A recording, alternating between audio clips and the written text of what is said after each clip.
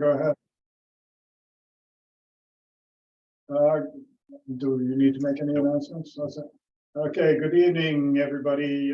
Frank Manfredi, Chairman of the Commission on City Plan. And I'm going to call the meeting to order. I'm here. Rich Morrell is here from Inland Wetlands. And if the folks who are on Zoom would want to check in and tell us who they are. Frank's Crystal Rose here. Hey, Chris. Hi, everybody. It's Regan. Hey, Regan. Anybody else? That's No. it. That's it. So it's the four of us and Dan. So I guess the one order of business to start with is if we could have a motion to approve the minutes from the last meeting. I wasn't here, so I'll abstain from that. I move to approve the minutes of April 12th. I can second that. We got a motion and a second. Any discussion of the minutes? Being none, all in favor? Aye. Aye. I was going to abstain as well because I missed the meeting in April. Okay, so those are approved. So those minutes are approved. We have no old business on the agenda. And the new business, I think Dan will walk us through it. Sure, just to give everyone an update, I've started writing the plan. I'm through pretty much the first introductory chapter right now. We're shooting for 9 different chapters. Just to give you a heads up, it'll be an intro, kind of a background chapter, vision and goals chapter, and then our focus areas that we talked about last night. We'll talk about in a minute with the vision statement. We'll fill in the next 4 or 5 chapters, and then the last chapter is kind of the implementation chapter. You'll be hearing a lot more often from me in the next few weeks because the draft of the text we need to send next door on June 9th. The maps and the graphics won't be all ready at that point. Those will be ready for, I believe, July 15th.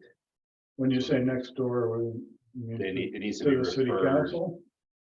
to the COG and I believe the council on June 9th. Okay, But you'll be referring it in a draft form with the idea that will get filled in over that time period. and I see. Just one more quick thing on that. I'm hoping to do at least a chapter a week. So there'll be a lot of. That'll keep you text. busy. Yeah, absolutely. It'll be a busy month. And Rich mentioned before we went online that Dan had prepared the vision statement. I don't know if you folks have had a chance to look at it, but as Dan mentioned, it's a very nicely crafted document, the vision statement. So I don't know if anybody has any discussion about that. I think you did a nice job. Thank you. Did we catch all the points that we talked about last month? Well, not being here last month, Yeah. I'm not sure, but I mean, it certainly connects all the dots for what we want to do, you know, here in Norwich and in the Mhm. OCD. So I think it, you know, it certainly covers all the bases. Yeah, I'll take a look at it. I haven't had a chance to look at it, Dan, but I'll read it and send you any feedback if I have anything. Okay, sounds good. Thank you. All right, so I'll let you keep going there, Dan. And then the next thing we have is the current land use map. And I don't know if Regan and Chris, you had a chance to take a look at it. What it is the city's first current land use map. So it's what things actually are on the grounds today. And we'll use this as a basis for what we want to see 10 years from now. And it'll also be useful for all kinds of other planning studies or zoning issues. I took from the assessor's database, which is roughly 300 or so codes. So some parcels had 9 to 15 codes on the same piece of land Wow, and tried to distill it down into what it actually is. So I don't, can you see this on your screen at home or is it too small? Nope, it looks great. I see it fine. So we have, just to go from the top, cemeteries are self-explanatory. Norwich Public Utilities, Chris, that's all the land that's utility related. So it would be reservoirs, pump stations, gas gate stations, utilities property on South Golden Street. So there's quite a few parcels across the city. So those are all kind of lumped in there. But then there's also an other utility related category that's not your stuff. It's cell towers or Algonquin stuff or the hydro place that's next to Panema, that type of thing. Yeah, so NPU does not own any land. It's all city-owned land that NPU utilizes. Yep, So I'm good either way how you characterize it. You could say it's all city land, owned land and other utility land, or you could say city, NPU and other utility. Both work for me. That's just, you know, if we no longer want a piece of property, we tell the city manager and they, you know, it's not like a transfer to the city. It's just the city gets rid of the property, or the city takes something on and we need to, or we buy a new piece of property, it becomes city property. So okay. Yeah. minor detail, and it's good either way. Okay, yeah, it's not necessarily saying that you own it, it's just you're using it, or it's a related piece of property. Mhm. The municipal category, which is further down, is a pink color, and there's so many different things. I was trying to break things up. So the schools are broken out, recreation, city-owned recreation things. We pulled out Norwich Free Academy because they own such a big chunk of land, multiple parcels around the campus. We have United States government land, which is the post office, and there's a few one-off plots that they hold in trust for the Mohegan tribe. Charitable, nonprofit, and religious is churches. What else is in there? Not something like the Arc of New London County or different things downtown here. The name is escaping me. It's Reliance Health, that type of thing. And then we have the public schools are called out. State land is a brownish color. The landfill and transfer stations are called out. And then, as I said, municipal. So that's all kinds of things. It's right away that the city owns. It's land along the riverfront that the city owns. Anything that is public works related, that type of thing, that's not a park. Then we have the open space category, and if anyone has any comments or questions, just stop me. Is municipal recreation or an open space, so that's Mohegan Park. It's neighborhood parks, the golf course, that type of thing, baseball fields. Other open space, outdoor and recreational is parcels that are owned by Avalonia or Land Conservancy, or it is the Lowthorpe Meadows in Norwich Town, that type of thing. Forest and woodland is a little confusing. It is coded that way in the assessor's database, and I left it in here if people wanted to have a discussion about it, because it's some large chunks of land in the north area of the city or out past on Salem Turnpike, like Briar Hill area. So we may want to discuss preserving that or turning it into open space in the future, but it's mainly residential land at this point. It's just all woods. Dan, is it possible for us to be able to get large copies of that map like you have there? Sure. 'Cause, I don't have a color printer for one. Yeah, I And to can try print to them piece it out. Together, it's kind of tough. And if anyone has any comments, if you want to, Yeah, I mean, I can barely. yeah, an 8.5 by 11 is almost impossible Yeah. to take a look at. Yeah, if we could, I don't know if anybody else would like a large copy, but I think it would be handy to have. I'd like one as well, and I can get it off to my staff to make sure we haven't missed any small parcels. Sure, absolutely. And where were we here? Then we go into business land and we have commercial, office and retail all lumped together is in red. And then we pulled out medical offices and medical buildings because we have quite a bit of it in the city. And we've been in just in staff level talks about changing some zoning to a medical mixed use type of thing. We talked about the Lafayette Street corridor, maybe, but one of the parts of the plan talking about the future is that's a medical mixed use area where people can build bigger buildings where there'll be residences upstairs. So as people can kind of age in place in the city, they can live, and their doctors and their services that they need are downstairs or nearby. We have industrial. We don't have a lot of industrial land in the city. And then we pulled out automotive related businesses because most places in the country now are trying to cluster them along a certain corridor, which we mainly have in Thamesville. But then that also includes something like a Boyd's Auto. And then gas stations are pulled out, and then commercial undeveloped land.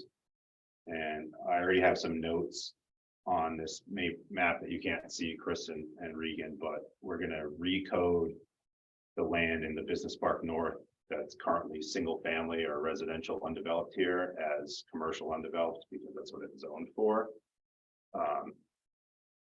Just kind of saved some headaches all around that.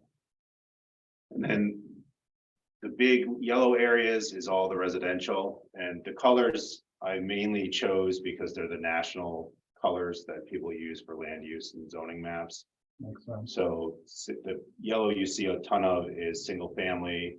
Multifamily is in lighter orange. We pulled out Norwich Housing Authority properties. And then darker orange is mobile home parks or individual mobile homes, which we have a small handful of. There's a brown color that's mixed use. So obviously, once it's been printed out, it looks kind of close to the forest land. So I'm gonna have to change that.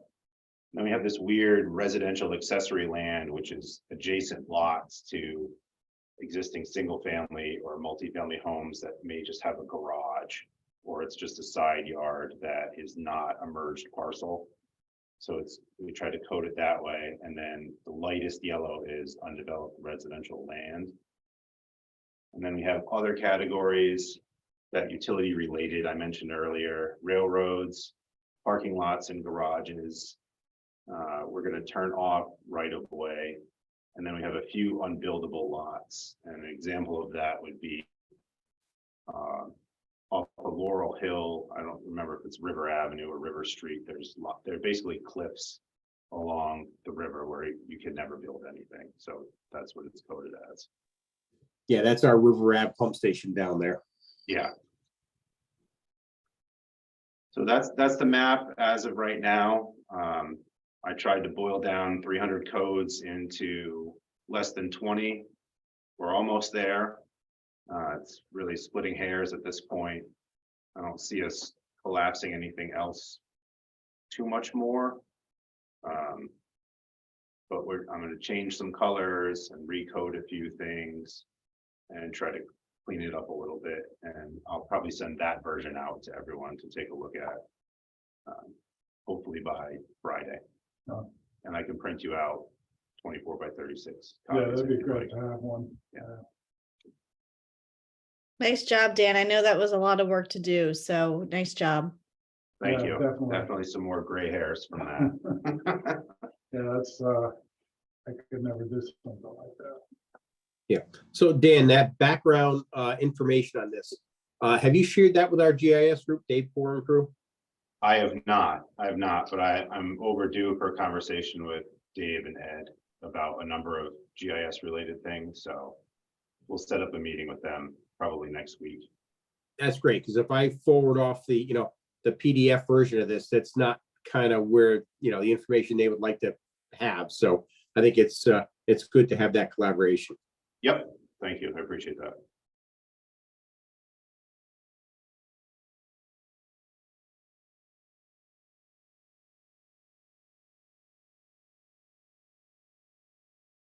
Any other comments?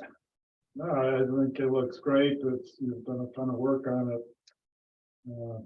No, like I said, it'd be very helpful to have the full Sure. size like that when you finish making your changes. Yeah, we'll have it for you. I don't remember off the top of my head, 2 weeks 2 from weeks. tonight. I think we set up every 2 weeks now, right? Yeah. So if you want it before then, we can make that happen, but if Yeah, when they're ready, when, Yeah. I don't know about anybody else, you can give me a call, I can, stop by and pick yeah, up. a I copy. can definitely have one for you by CCP. That's fine. Yeah, I can If you pick one want. up for that meeting or something. I'll wait till the next meeting. Okay, and Chris, I'll get one over to you, or I'll send them the map and they can print you one out. That's even better, because you send me something, I'm gonna ask Dave to print it out. Okay. And Regan, if you want one, absolutely, you can stop by or I can run one over to you. It's up to you. Thanks, Dan. I'll let you know. You got anything else for us tonight, Dan? Not really. I've been typing away all day. Hopefully, I have a meeting with the consultant tomorrow. We're hoping to get some layouts so I can start plugging it in to what it's gonna look like. The 2 data decks that we've gone through with you all are, I would say, 98% finalized at this point. We'll probably share those with you for the next meeting. And then I'm just typing away, Working. taking survey results and trying to plug them in where they make sense. And then we're getting ready. We have the 2 public outreach meetings coming up, one at the senior center and one at That one's during the day, right? senior center is 10 in the morning. And then Foundry is going to be 2 back-to-back meetings at night. Yeah, that sounds good. Anybody have questions for Dan? Actually, I have a question for Chris. After the next meeting in a couple of weeks, is there any way we can get together for about 10 minutes and talk about Fairview and Dog Meadow? Absolutely, anytime will work for us. Okay, very good. Anybody else? Any public in the waiting room for public comments or anything? No. Okay. And miscellaneous. Is there anything miscellaneous we need to discuss? No, just that I'll be sending things out via email and asking for comment in between the meetings. Yeah. And then Make sure try you to- put little red flags on them. Yeah, I'll say high importance or Yeah, whatever we need to put in there. yeah, because I know we all get creamed with emails. Yeah. I'll try to limit it. I don't like a lot of the emails myself, so I completely understand. Yeah. Okay, so if there's nothing else, I guess Motion to adjourn. we have a motion to adjourn. Do we have a second? Second, And a second? Non-debatable, all in favor? Aye. Aye. aye, All right, we let Dan go home early tonight. Thank you, everyone. thanks. Thanks for coming. A lot